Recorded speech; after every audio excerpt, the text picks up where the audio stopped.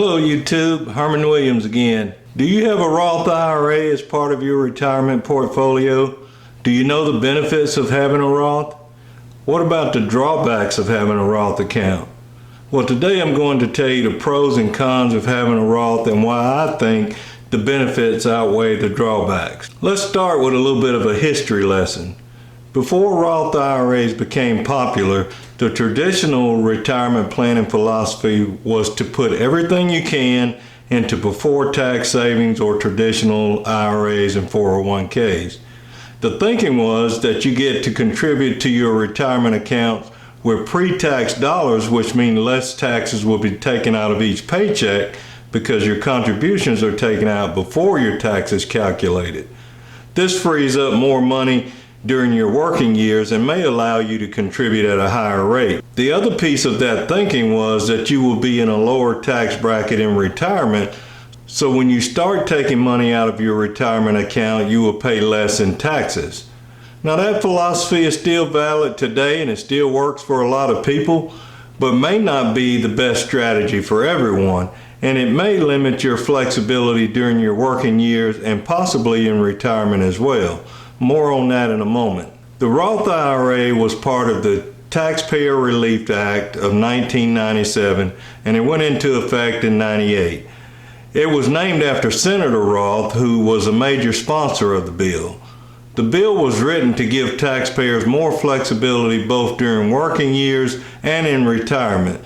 Now, some historians might argue that it was written to give high-income earners more tax relief in retirement, and that may be true, but Roth IRAs can provide flexibility and benefits to nearly all income earners, and that is why I think it should be a part of everyone's retirement portfolio. First, let's take a look at some of the benefits of having a Roth account, and we'll start by looking at the tax advantages. If you are just starting out, it may be a little hard to fully appreciate the power of having a tax shelter, so let's take a look at a quick example. The current Roth IRA contribution limit for 2020 is $6,000. If you are over age 50, you can contribute up to $7,000. But let's say, for the sake of this example, that you're 25 years old and you contribute $6,000 each year until you retire, and you earn an average return of 7% on your investment. Let's also assume that you're going to retire at age 62, which is the earliest age at which you can begin receiving Social Security benefits. At this contribution rate and rate of return, at age 62, you would have approximately $1,048,000 or so, and it would be all yours, and you wouldn't owe the IRS not 1 cent of it. If you put the same amount into a traditional IRA or other before tax accounts, starting at the same age, earning the same rate of return, and also retiring at the same age, you would have accumulated the same amount, but now you have to pay taxes, possibly federal and state, but let's just look at the federal part. If you're in the 22% tax bracket, that could cut your $1,048,000 gross to an $817,000 net. That's a pretty big difference. Like I said, that's just the federal tax implications. Depending on how your state handles retirement benefits, the difference could be larger. Another benefit of having a Roth account is that you can withdraw your contributions at any time, tax-free and without penalty. Notice I said you can withdraw your contributions at any time, not your earnings. If you withdraw any of your earnings before age 59 and a half, you will trigger a tax bill on that money and you will be hit with a 10% penalty. The good news is the way the IRS looks at things, the first money that comes out of a Roth account is your contributions. So let's say you have been contributing the same $6,000 a year for 3 years and you were earning that same 7% annual rate. At the end of 3 years, you would have approximately $20,000 total in your account. Now you could withdraw up to $18,000, the amount of your contributions, without owing any taxes or penalties. Now, I don't want to give you the wrong impression. You should not be using your Roth account as your emergency fund unless absolutely necessary. That defeats the purpose and greatly diminishes your retirement savings. But it is nice to know that you have that flexibility if you need it.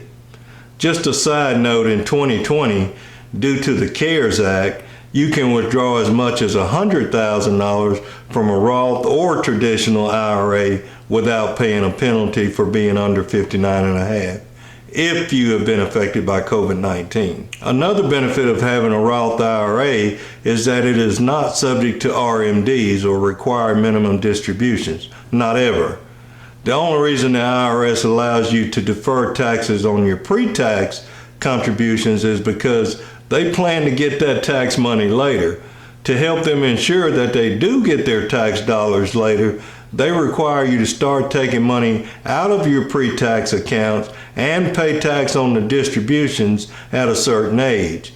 Now that age was recently changed from 70 and a half to 72. Their goal is to collect as much tax money as possible before you die, so each year after you reach age 72, the IRS will tell you how much you have to withdraw so that they can collect the taxes. Now, you don't have to spend that money, and in fact, there are ways that you can turn around and reinvest the net after-tax amount, but you must withdraw the amount that they tell you, or you will be subject to additional penalties. And trust me, you don't want to mess with the IRS. Another way that a Roth IRA provides flexibility in retirement is by giving you options when you need to take money from your retirement accounts. If you only have a before tax or traditional IRA and you need a specific amount of cash, you will always have to withdraw more than you actually need in order to cover taxes. The other thing is that it never seems to fail that when you need to take money out will be when the stock market is down, which means you will have to sell more shares in order to raise the same amount of money, further depleting your nest egg. When you have a Roth as one of your options, you only have to withdraw what you need because no taxes are due. It may still be at a time when the market is down, but the net effect on your portfolio will be less, thereby extending the life of your nest egg instead of shortening it. Let's just look at a simple example. Let's say you're planning a trip to Europe and you need $5,000 to lock in your reservations and airfare. Let's assume that you are in the 22% tax bracket that I mentioned earlier.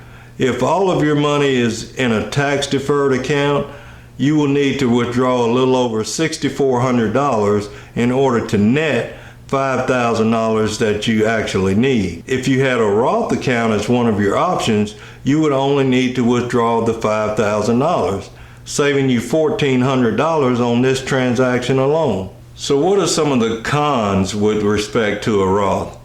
Well, the most obvious one is the lack of an upfront tax advantage. When you contribute to a Roth account, you are doing so with dollars that have already been taxed.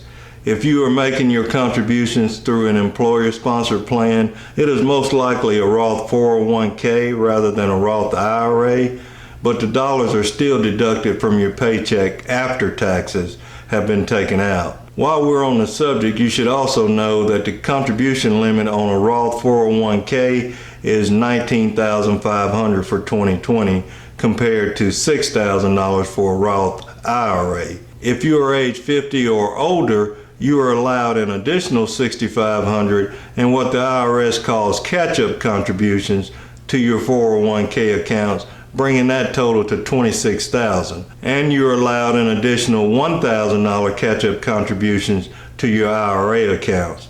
I should probably also point out here that these are total contribution limit to each type of account. If you are splitting your contributions between a pre-tax 401k and an after-tax Roth 401k, the combined total cannot exceed $19,500 or $26,000 depending on your age. If you're splitting your contributions between a traditional and a Roth IRA, the combined total there cannot exceed $6,000 or $7,000 depending on your age. Another disadvantage of a Roth IRA is that it has income limits. If you are single and your modified adjusted gross income is greater than $124,000, your contribution limit begins to phase out and is fully phased out, meaning you cannot make an Roth IRA contribution at all once it reaches $139,000. For married filing jointly, the numbers are $196,000 to $206,000. You should also be aware that in order to make contributions to either a traditional or a Roth IRA, you must have earned income. Your contributions also cannot exceed your earned income. So if you only earn $3,000 for the year, then that is the max that you can contribute to an IRA. Now you could have other passive income such as income from rental property, but that does not count as earned income. There is one exception to the earned income rule, and that is the spousal IRA. A spousal IRA allows a working spouse to contribute to an IRA in the name of a spouse who has no income or very little income. I'm sure there are a few other pros and cons that we could discuss relative to tax deferred versus Roth account, but these are some of the more significant ones. If you evaluate each on its own merit, I think you would agree that the best choice is to have a mixture of each. Now, how much you should contribute to each type of account that is available to you is very specific to you and your goals for financial independence. If you are just starting out and your employer offers both types of plans and they offer matching contributions as well, I would suggest you put everything into your pre-tax account until you max out the matching contributions, and then start diversifying by adding the Roth option above that amount. Again, how much you should contribute to each type of account is specific to you. Having some money in a Roth IRA provides you with flexibility to make some tax-free, penalty-free withdrawals on your way to retirement if needed. And having a Roth 401k, which you can convert to a Roth IRA at retirement, can help preserve your nest egg, save you tax dollars on distributions, and reduce the amount of your retirement savings that are subject to RMDs. Add to all of that the fact that tax laws are changing, more people are earning more, which puts them in a higher tax bracket, and if you have paid off your mortgage and no longer have dependents, meaning you will have fewer deductions, the old theory of you being in a lower tax bracket at retirement may not apply to you. Giving yourself options makes sense in almost any situation. It is certainly true when it comes to planning for your retirement.